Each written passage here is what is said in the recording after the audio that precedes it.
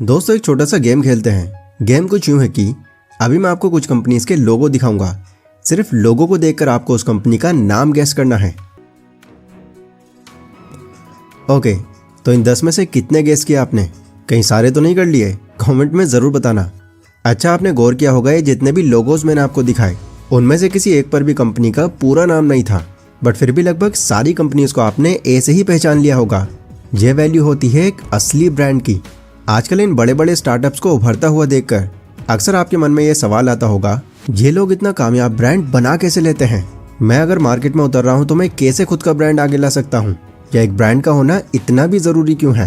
तो आज आपके इन सारे सवालों के जवाब मैं आपको दूंगा, और ना सिर्फ जवाब दूंगा बल्कि ये भी बताऊंगा कि अगर आपको खुद का एक ब्रांड बनाना है तो ये आप कैसे कर सकते हो। इस वीडियो से आप इतना कुछ सीख कर जाओगे जैसे आपने कोई बिजनेस एनालिसिस्ट की कोई बुक पढ़ ली हो। तो चलो इंट्रो को यहीं खत्म करते हैं और सीधा मेन मुद्दे पर आते हैं। देखो, ब्रांड का असली मतलब होता है नाम और पहचान। अपने ब्रांड को आप जितना पावरफुल बनाते हो, आप उतना ग्रो करते हो, उतना ही आपका बिजनेस फेमस होता है। चलो इसको थोड़ा और इजीली समझते हैं। कभी ना कभी आपने अपने दोस्त, रिश्तेदार या खुद से ही ये कहा होगा कि यार जूते तो मुझे सिर्फ नाइकी के ही अच्छे लगते हैं, ये सबसे ज़्यादा चलते हैं। तो ये नाइकी कंपनी का जो नाम है ये एक अमेरिकन कंपनी होने के बाद भी हर कंट्री में फेमस है। क्यों? क्योंकि नाइकी खुद में ही एक बहुत बड़ा ब्रांड है। दूसरे वर्ड्स में आप ये समझ सकते हो कि ब्रांड किसी भी बिजनेस का वो कॉन्सेप्ट है जो कस्टमर्स को किसी भी कंपनी के प्रोडक्ट को पहचानने में हेल्प करता है। सो ब्रांड क्या है ये आपको पता चल गया होगा। अब मैं आपको ये बताता हूँ कि किसी भी बिजनेस में एक ब्रांड इतना ज़्यादा इंपॉर्टेंट क्यों माना जाता है। तो सबसे इंपॉर्टेंट रोल एक ब्रांड का बिजनेस में ये होता है कि इससे आपके बिजनेस को एक पहचान मिल जाती है। दूसरों को पता चलता है कि आप किस कैटेगरी की चीज़ें बेच रहे हो। ब्रांड बेसिकली आप मान सकते हो 3 तरह के होते हैं। पहला कॉर्पोरेशन ब्रांड, दूसरा प्रोडक्ट ब्रांड और तीसरा पर्सनल ब्रांड। कॉर्पोरेशन ब्रांड ऐसे ब्रांड्स को कहा जाता है जो कई कंपनीज की एक कम्युनिटी को रिप्रेजेंट करता है। इसमें होने वाली एक्टिविटीज सर्विस ब्रांडिंग से थोड़ी अलग होती हैं, क्योंकि कॉर्पोरेट ब्रांड का स्कोप आमतौर पर लंबा चौड़ा होता है। इसका काफ़ी अच्छा एग्जाम्पल है हिंदुस्तान यूनिलीवर। बहुत सारी अलग अलग खाने पीने की चीज़ें और डेली उसके प्रोडक्ट के पैकेट के पीछे आपने इसका लोगो ज़रूर देखा होगा। ऐसी जैसे कोका कोला, नाइकी, स्टारबक्स, ये सभी ऐसी कंपनीज हैं जो किसी एक पर्टिकुलर प्रोडक्ट पर ही पूरा फोकस रखती हैं अपना। ये ब्रांडिंग का सबसे आसान और सबसे ध्यान दिया जाने वाला टाइप है।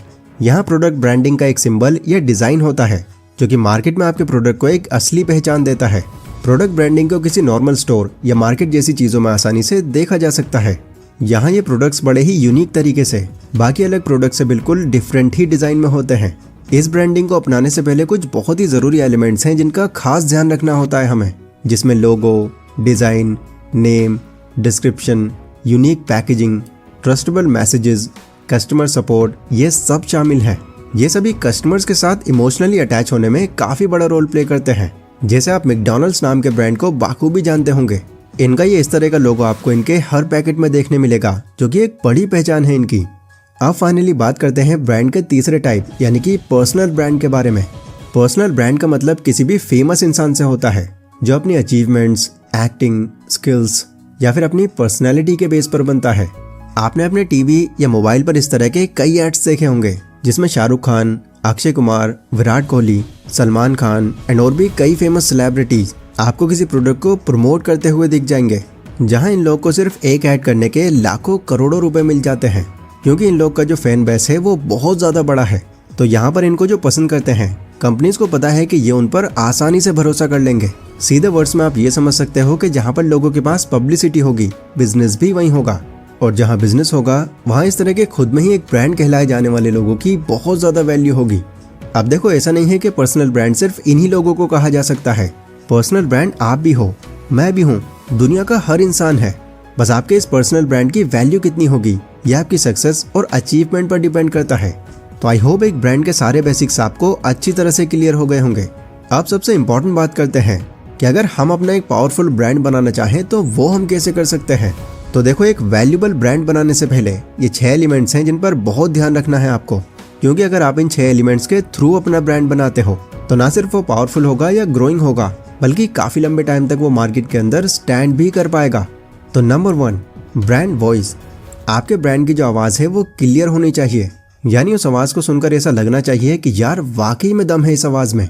Number 2, brand identity. आपका ब्रांड बाकी सभी ब्रांड से बिल्कुल यूनिक होना चाहिए, जिसमें आपके ब्रांड का नाम, उसकी पहचान सबसे हटकर और सबसे अलग होनी चाहिए और इसमें कुछ ऐसी अट्रैक्शन होनी चाहिए जो लोगों का ध्यान आसानी से अपनी तरफ खींच ले। Number 3, brand promise.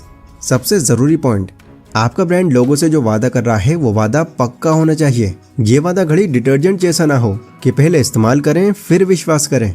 ज़्यादा लोग आपके ब्रांड से तभी जुड़ते हैं जब वो ये देखते हैं कि आपका प्रोडक्ट या आप जो भी क्लेम कर रहे हो वो एकदम जेन्युइन है।